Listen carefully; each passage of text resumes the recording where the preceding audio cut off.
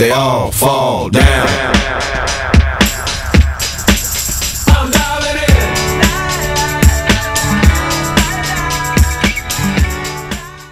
For 5 years, no one touched me. Not one person.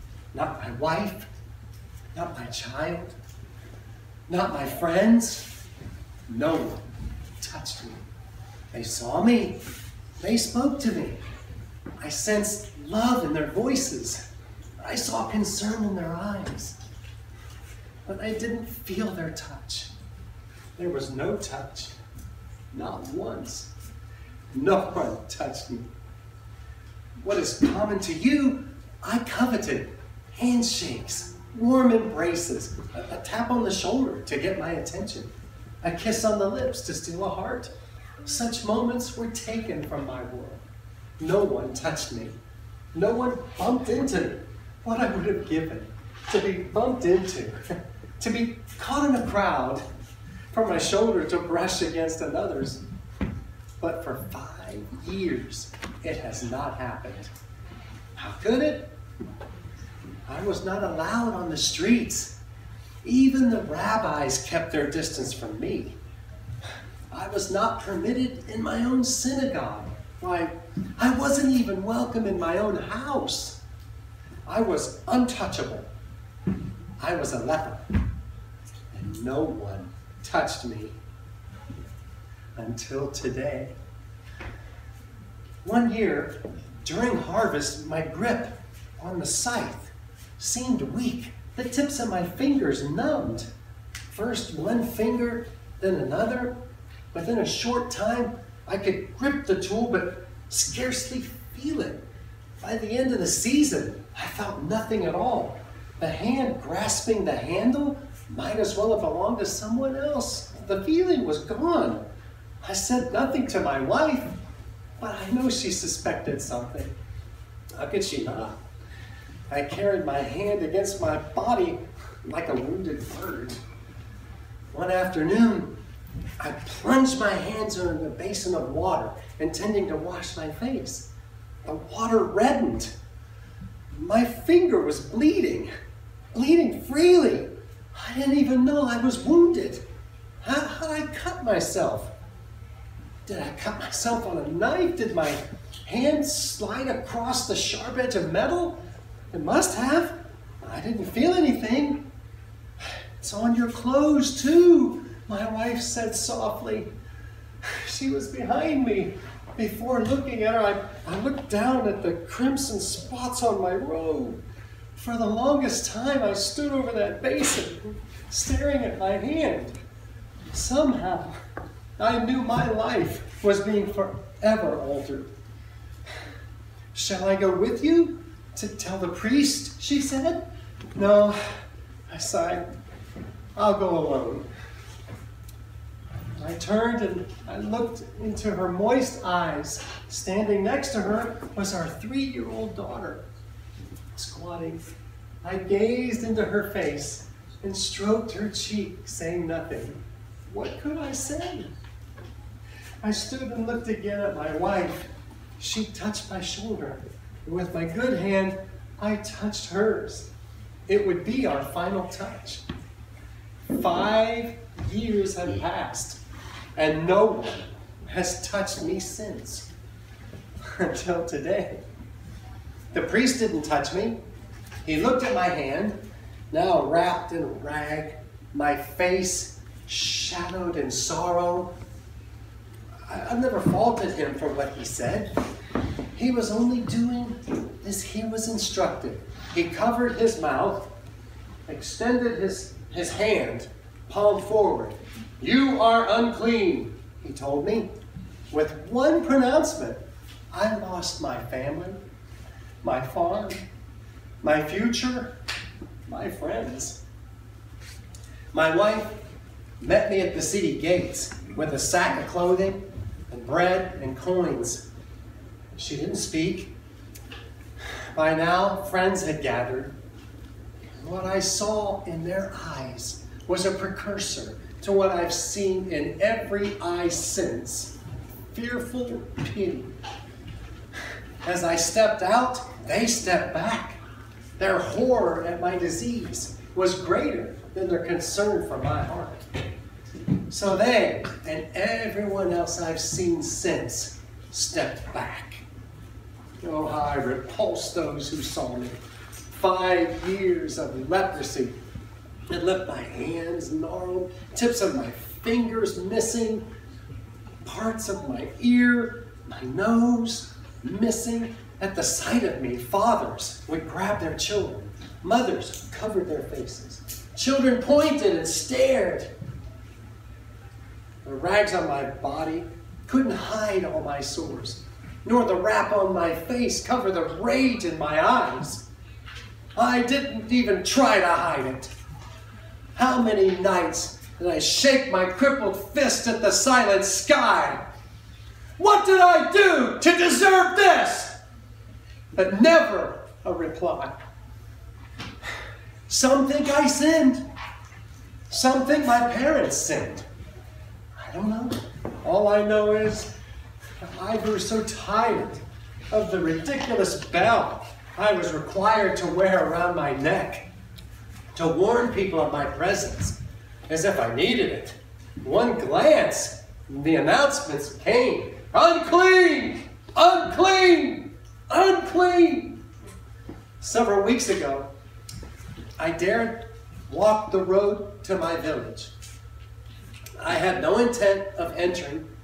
Heaven knows, I only wanted to look again upon my fields, gaze again upon my home, perchance see the face of my wife. I didn't see her, but I saw some children, like you, playing in a pasture. I hid behind a tree. I watched them scamper and run. Their faces were so joyful, their laughter so contagious. For a moment, for just a moment, I was no longer a leper. I was a farmer. I was a father. I was a man. Infused with their happiness, I stepped out from behind the tree, straightened my back, breathed deeply, and they saw me. Before I could retreat, they saw me, and they screamed, and they scattered. One, however, lingered behind the others. One paused, looked in my direction. I don't know, I can't say for sure, but I think she was my daughter. I don't know, I can't say for sure, but I think she was looking for her father. That look is what made me take the step I took today. Of course it was reckless. Of course it was risky. But what did I have to lose? What kind of life did I have? He calls himself God's Son. Either he will hear my complaint and kill me, or accept my demand and heal me. Those were my thoughts. I came to him as a defiant man, moved not by faith, but by a desperate anger. God had wrought this calamity on my body, and he would either fix it or end it. But then, I saw him. When I saw him, I was changed. You must remember, I'm a farmer, no poet. I can't find the words to describe what I saw. All I can say is that the Judean mornings are sometimes so fresh, the sunrise is so glorious, that to look at them is to forget the heat of the day, the hurt of times past. When I looked at his face, I saw a Judean morning. Before he spoke, I knew he cared about me. Somehow, I knew he hated this disease as much as, he hated it more than I hated it. I don't know how that's possible. My rage became trust. My anger turned to hope. From behind a rock, I watched him descending a hill. Throngs of people followed him. I waited until he was only paces from me, and then I stepped out. Master!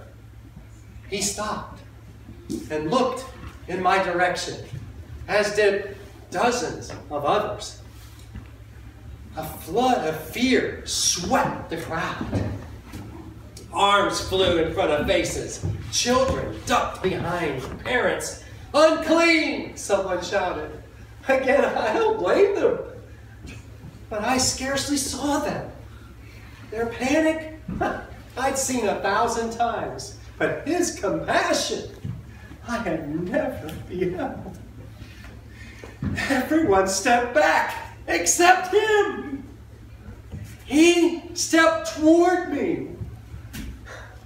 Toward me. 5 years ago, my wife had stepped toward me.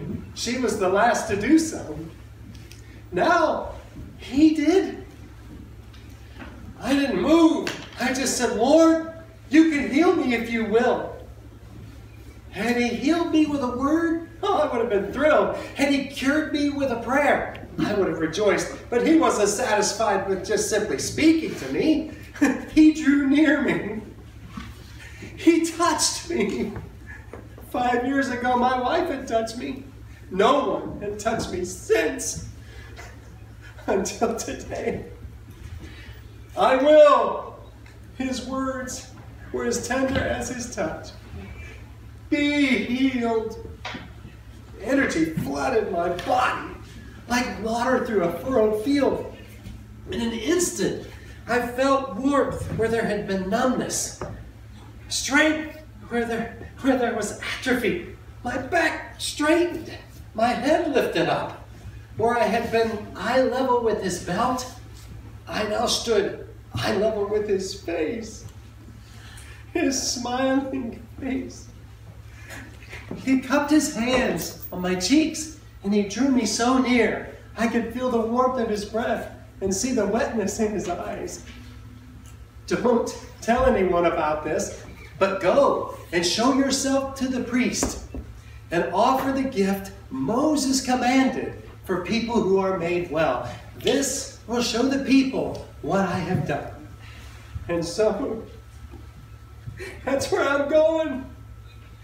I will show myself to my priest and embrace him.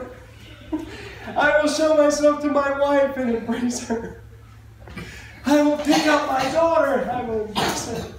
And I will never forget the one who dared to touch me. He could have healed me with a word.